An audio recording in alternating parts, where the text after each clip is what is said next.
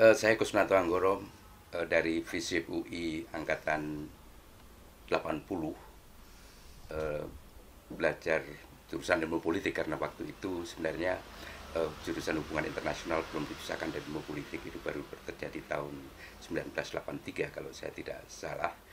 Dan di Fakultas Sosial Ilmu Politik Universitas Indonesia saya mendapatkan banyak sekali pengalaman, termasuk diantaranya adalah mungkin sesuatu yang mempengaruhi hidup saya, persoalan-persoalan sulit yang saya hadapi pada waktu itu karena jauh sebelumnya, sebelum masuk FISIP UI, saya mempunyai pengalaman di perguruan tinggi lain di Institut Teknologi Bandung.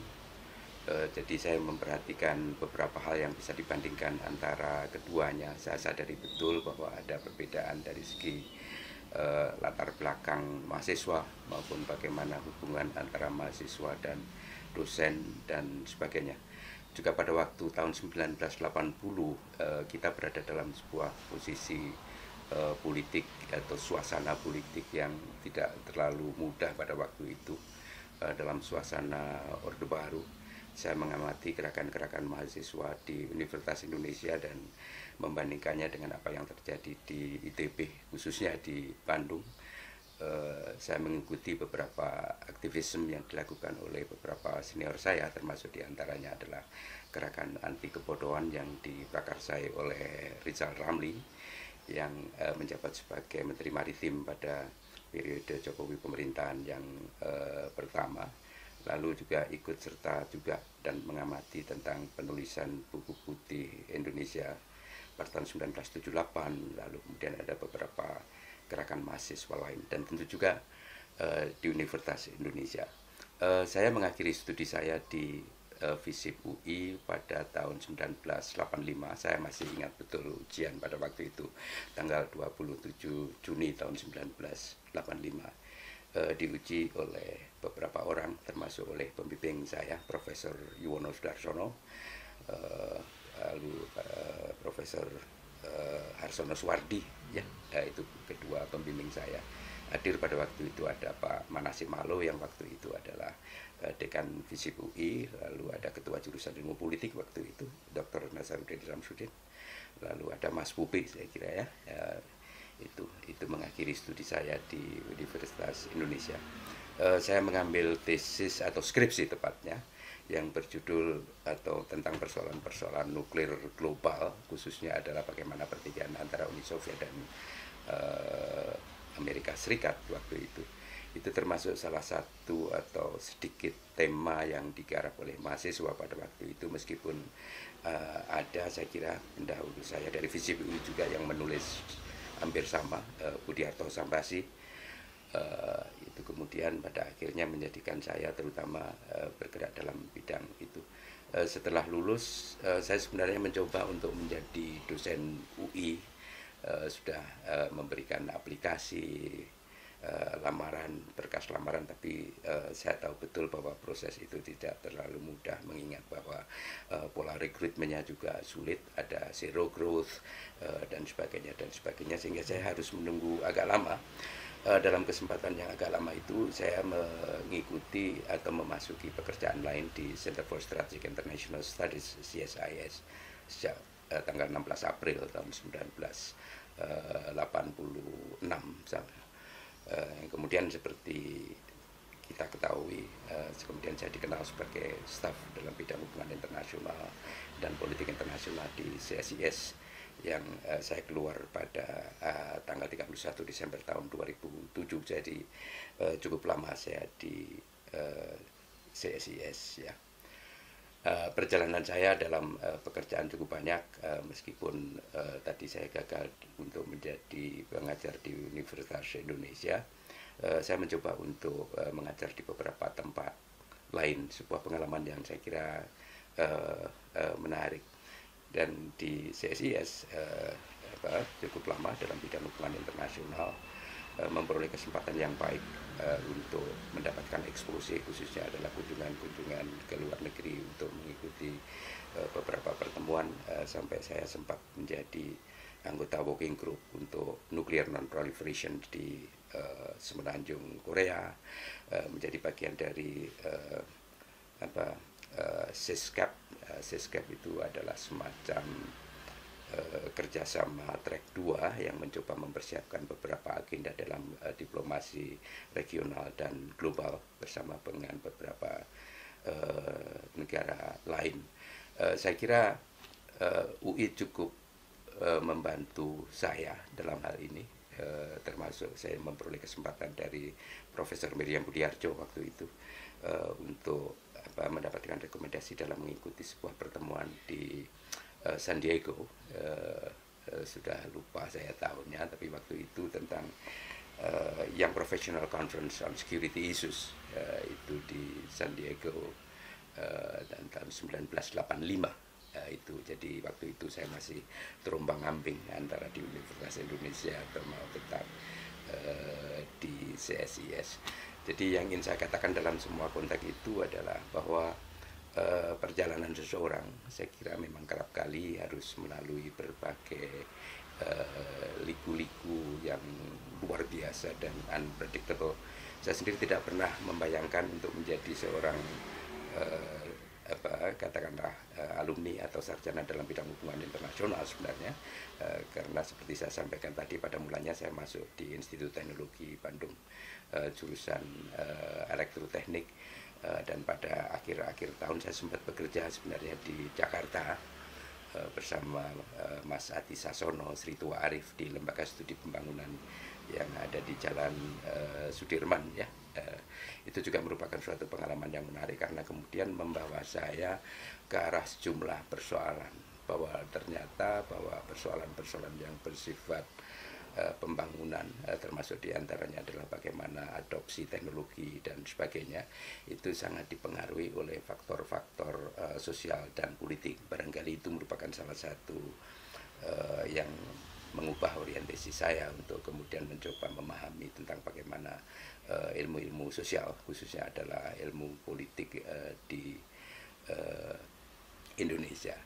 Nah, pengalaman-pengalaman hidup itu saya bisa mencoba membandingkan tentang beberapa hal, terutama kalau kita lihat tentang kontinuitas gerakan mahasiswa misalnya.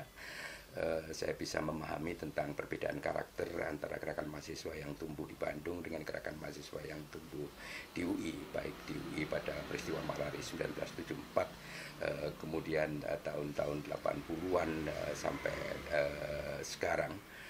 Juga mencoba mengamati tentang bagaimana para aktivis itu kemudian terjun di dunia politik. Nah, sebenarnya ada perbedaan karakter yang cukup signifikan antara aktivis mahasiswa tahun 60-an katakanlah, terus kemudian tahun-tahun awal tahun 1970-an, termasuk seperti Bang Hariman Siregar, lalu pada akhir tahun 1970 atau pada awal tahun 1980, bahkan kita bisa memahami lebih lanjut lagi tentang apa yang dilakukan oleh aktivis mahasiswa tahun-tahun akhir 1990 atau sampai sekarang di situ.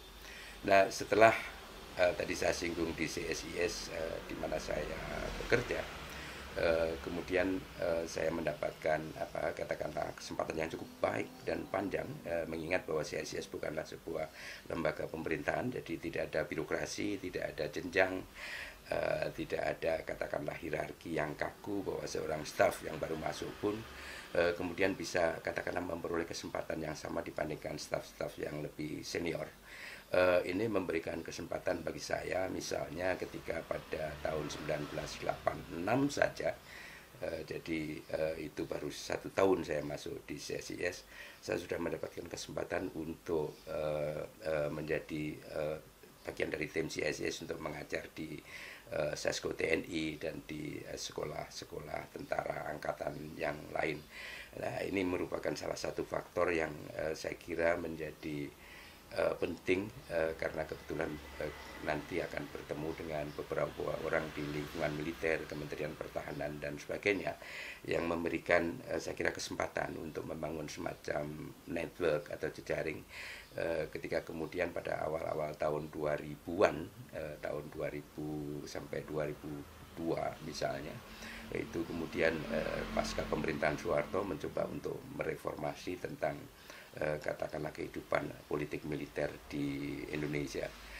tidak banyak yang saya lakukan di konteks itu karena pada tahun 2008 saya kira saya tidak lagi mempunyai engagement dengan sejumlah faktor yang terkait dengan reformasi militer, sehingga ada diskontinuitas dalam konteks itu. Seperti kita tahu bahwa kemudian pada tahun 2014-2015 itu kemudian terjadi sesuatu yang katakanlah secara tidak langsung, katakanlah militer kembali di dalam kehidupan penyelenggaraan pemerintahan. Saya tidak mengatakan politik, tapi dalam penyelenggaraan pemerintahan. Dan kita tahu juga tentang bagaimana kemudian itu mempengaruhi bagaimana policy proses di Indonesia sampai sekarang. Nah, setelah dari CSIS, tadi saya sebut bahwa saya tidak lagi berada di sana pada sejak tanggal 31 Desember tahun 2007. Saya pada prinsipnya tidak lagi mempunyai afiliasi dengan sesuatu. Saya mencoba untuk katakanlah tidak berada di dalam jaring pemerintahan, karena saya tidak tahu apakah ini merupakan salah satu faktor semacam perjalanan akademis ataupun perjalanan intelektual saya yang cenderung anti-establishment, karena tadi saya dibesarkan dalam suasana sejak tahun ketika berada dalam cengkeraman Orde Baru Soeharto sangat kuat. Jadi saya mencoba memutuskan untuk menjadi independen dalam pengertian tidak terafiliasi dengan katakanlah suatu instansi atau institusi apapun, dan sebenarnya sampai sekarang saya tidak terkait dengan itu secara formal, meskipun tidak berarti tidak memberikan semacam katakanlah policy recommendation. Nah, ini saya kira yang menarik, bahwa perjalanan intelektual seseorang itu tampaknya memang tidak mudah, harus mencoba menemukan sintesa antara katakanlah apa yang diperoleh secara akademik di bangku-bangku perguruan tinggi, tapi kemudian juga perlu juga semacam pertalian atau hubungan dengan social network, katakanlah non-governmental organization maupun organisasi-organisasi sosial kemasyarakatan, tapi juga perlu dengan state actors, baik di Dewan Perwakilan Rakyat maupun di pemerintahan. Tanpa ada strategic triangle antara seorang akademisi dengan katakanlah state sector atau aktor negara maupun civil organization atau non-governmental organization agak susah. Jadi untuk katakanlah membangun pathways untuk menghadapi katakanlah bagaimana persoalan-persoalan yang kita hadapi di masa yang tersebut maupun untuk di masa yang akan datang. Nah, yang menarik dari pengalaman memadukan antara tiga pilar itu adalah, nah sebenarnya juga ada pilar keempat, katakanlah media yang juga memainkan peranan penting. Tapi pada akhirnya yang ingin saya tegaskan adalah khususnya adalah bagi kalangan muda di Universitas Indonesia yang sekarang menuntut ilmu, itu nanti akan penting untuk, karena sebagian dari mereka tentu saja akan menjadi pengajar di universitas, sebagian dari mereka akan berada di lingkungan masyarakat, sebagian dari mereka bisa jadi akan memasuki sektor politik. Tapi salah satu faktor yang ingin saya tekankan adalah bahwa kombinasi di antara aktivisme di dalam tiga konteks atau tiga pilar itu, atau empat termasuk media, merupakan salah satu unsur yang saya kira akan menentukan untuk kita tidak bisa menjadi sektarian dari segi akademik. Sektarian mempunyai beberapa konotasi, tapi saya kira sektarianisme keilmuan itu juga merupakan salah satu bentuk bagi katakanlah seorang alumni yang yang hanya berada di lingkungan perguruan tinggi. Ini kita menjadi salah satu persoalan yang amat sulit dalam policy making proses, khususnya karena ada perbedaan titik pijak antara mereka-mereka yang berada di perguruan tinggi di satu sisi dengan mereka-mereka yang berada di pemerintahan. Dan karena policy itu sifatnya selalu negotiated, maka kemudian engagement atau pertemuan meeting of mind maupun di berbagai forum di antara katakanlah akademisi dengan para praktisi di pemerintahan memainkan peranan penting. Nah, tentu saja termasuk di antaranya adalah bagaimana advokasi policy yang mau tidak mau itu hanya akan kita dapatkan dari social network, dari non-governmental organization, dari organisasi sosial kemasyarakatan, dan sebagainya. Karena kalau kita tidak cukup memiliki sesuatu yang terkait dengan mereka, maka pada akibatnya tetap akan terjadi dominasi negara dalam sebuah proses dan penyelenggaraan kebijakan. Meeting of mind dengan beberapa anggota di Dewan Perwakilan Rakyat tentu saja juga penting, karena mau tidak mau sejumlah kebijakan, undang-undang adalah salah satu di antaranya, itu disusun merupakan sebagai suatu proses negosiasi politik antara pihak pemerintah, kemudian pihak Dewan Perwakilan Rakyat, dan kemudian dengan organisasi sosial kemasyarakatan maupun dengan media, yang saya kira merupakan sesuatu unsur yang sangat penting. Jadi in the end of the day, setiap kebijakan itu merupakan pertemuan di antara beberapa aktor penting tersebut. Tidak mungkin kita melihat suatu kebijakan yang dilakukan oleh pemerintahan itu hanya dari perspektif akademik. Sulit untuk katakanlah menonjolkan bagaimana keilmuan itu harus dianggap sebagai satu-satunya faktor dalam policy proses. Sangat tidak mungkin, karena mau tidak mau harus tetap disesuaikan dengan kondisi sosial kemasyarakatan dan bagaimana proses politik yang melibatkan 4 faktor itu.